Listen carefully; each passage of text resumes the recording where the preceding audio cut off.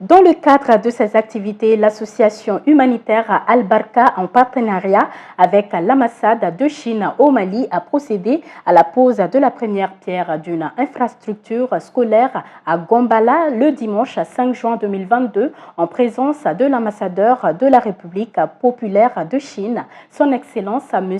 Chen Zilong, et de Mme Daraja Aïdara, présidente de l'association Al-Barka.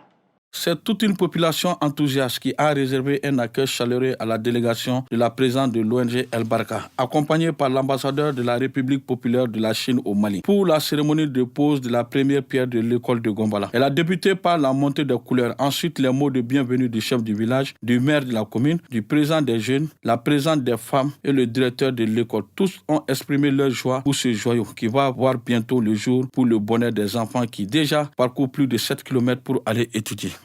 Maintenant, j'étais très content d'avoir trouvé ce projet pour nous construire 3 salles de classe. J'étais très content de ça.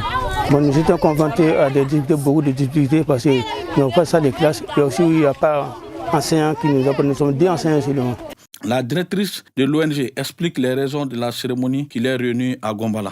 Alors nous sommes aujourd'hui à Gombala, dans la région de Koulikoro, dans le cadre de la cérémonie de la pose de la première pierre de l'école fondamentale de Gombala, et avec l'appui financier de l'ambassade de Chine au Mali. Alors nous allons ajouter aux salles de classe déjà existantes ici à un bloc de 3 salles de classe avec des latrines et aussi une direction pour les professeurs.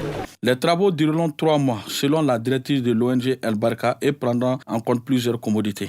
La durée des travaux est estimée à 3 mois de travaux.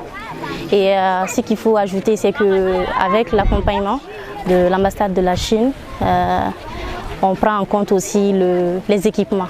Des équipements, notamment les fournitures scolaires, les tables bancs, tous les autres équipements qui rentrent en jeu pour faciliter l'apprentissage aux enfants.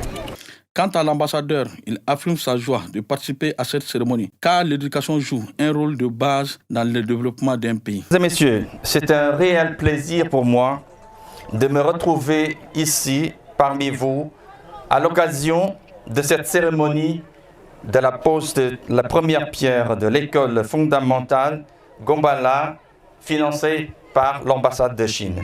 L'éducation joue un rôle de base pour le développement d'un pays et de son peuple.